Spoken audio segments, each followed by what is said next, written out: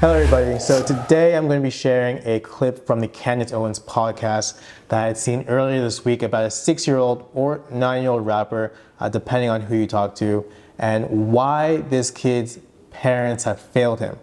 It's really pertinent because it highlights a few things that I had seen in my life, in my community when I was growing up. So stay tuned to the end because there's a really interesting story that I'm going to be sharing with you guys. Okay, let's get into it. So in case you missed the lyrics, you would be lucky if you did miss them. I am going to slow it down because I think it's important. You saw a child there, and it's important to hear these lyrics. By the way, if you are around children right now, this is not the time because it's derogatory. It's worse than derogatory. So I'll give you 5 seconds, right? Make sure there's no children in the room. The lyrics that came from this song as being performed by Little RT, the maybe 6, maybe 9-year-old, reads, "If she ain't sucking bleep, Lil B-I-T-C-H, you can get the F up out my S-H-T. 100 round, hit him with the Glock, take an effer down. 100 round, B-I-T-C-H, we in that kill, we gon' take him down. 12, get behind me, that's the cops. We gon' do 60 effing miles, yeah." So to understand that, he is basically talking about a presumably random woman who can't hang out with him unless she's willing to perform fellatio. This is a 9-year-old, okay? And he is talking about his gun. So why wouldn't you try to get your kid away from that type of lifestyle, even if you were already involved in it yourself? Now, I want to be clear, as this is being debated on the internet right now, this completely saddens me. It is the destruction of Black culture. It is the destruction, therefore, of American culture. And this is what we are starting to see. His mother is promoting him on Instagram. If you think that there's a problem with this, if you think that this content should be pulled down, I do. There's something wrong with you and you're jealous. Yeah, absolutely. So the mother is promoting this. And why do you think that is? It comes down to exploitation. The mother clearly sees an opportunity to be making money off of this kid and is using the child to make money. And that's a form of child abuse, child slavery. People in the comments are calling this person Coco felon, okay? And to think that this is a mother saying that, oh, he's talented, people in the comments saying, well, he's talented and she's trying to help him pursue that path. No.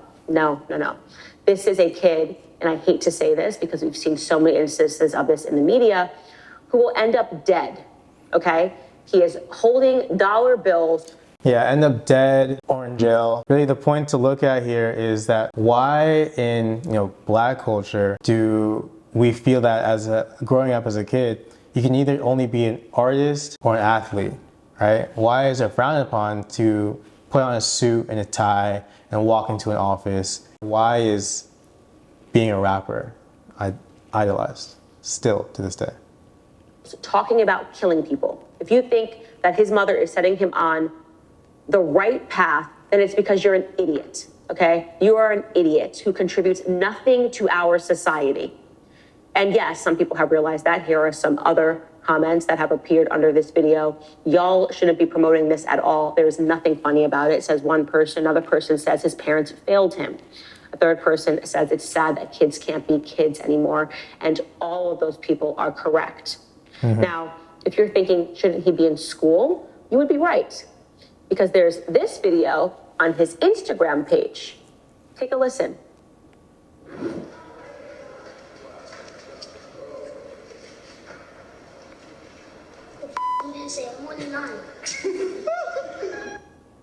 So they're laughing. He obviously has. And that's probably the worst part, right? This kid is 9 years old and he cannot read a simple piece of paper. He said, "What the bleep did that say? I'm only 9." Taken a piece of paper. He attempts.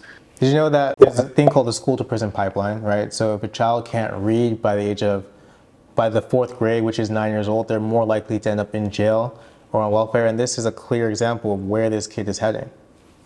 To read it and says, "What the F does this say? I'm only 9," which is to suggest obviously he can't read, so he needs somebody to come read that. People are giggling and laughing.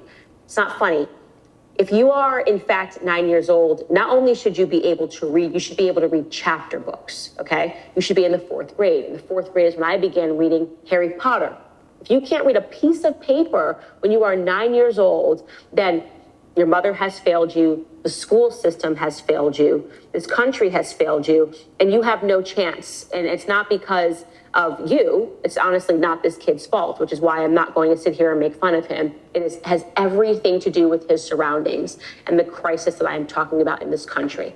So ultimately, it's collectively all of our faults. It's the system's fault, and there needs to be a new way, a better way, the best way to actually support kids like this, because this is just one example that has been highlighted in the media, but there's hundreds, thousands, millions of kids who are growing up in similar situations and are going through the same exact point. If you cannot read by the time you're 9 years old, that is a serious issue. In the community of parents that we work with, that I work with, there are kids that are 4, 5, 6, 7 years old that are already reading at a high school level, right? They're teaching themselves different subjects. They're writing their own books, getting their own books illustrated and publishing them and selling them, right? So what chance does a kid like this have in today's world if he cannot read? What's going to happen to this type of kid in the near future? Whether it's a kid that is actually in college, staying in a university dorm, talking about how he's not getting drafted because he's on Wellbutrin, or it's this kid who's talking about Glocks that he wants to load up, and women, he's prepubescent, that won't perform sex acts on him. We are in a really bad place in this country. That's the point. We are in a really bad place.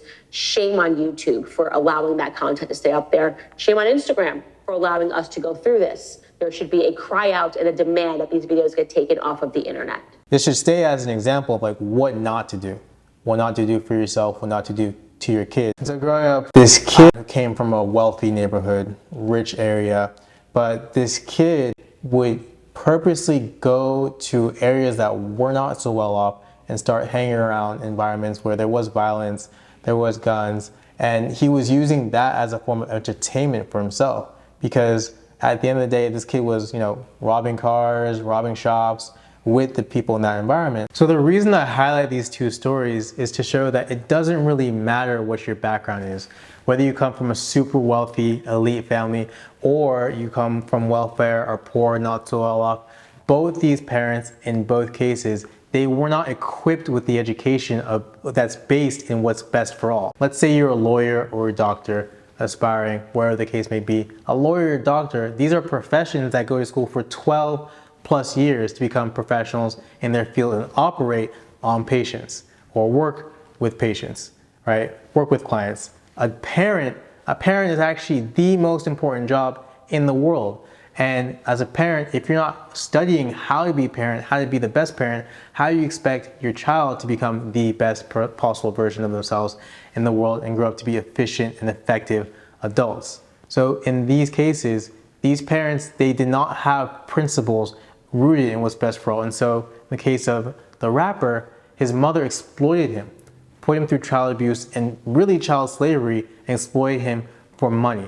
In the other case, the parent, the kid who was going through the not so well communities, his parents didn't understand and not show him enough affection or gave him a lack of attention, and so he had to make the decision and was going into these areas, right? At the end of the day, what we're doing here at Limitless Education is we are creating and have a growing community of parents and future parents who see and understand that parenting is a study. And so we are equipping ourselves with the best and providing ourselves with the best education for ourselves and our kids to understand what it takes and what it looks like to do what is best for all and have education rooted and based in that. So if that resonates you, click the link in the description. We'd love to see you as a part of our community and see what we can all do together as parents and educators. Talk to you soon.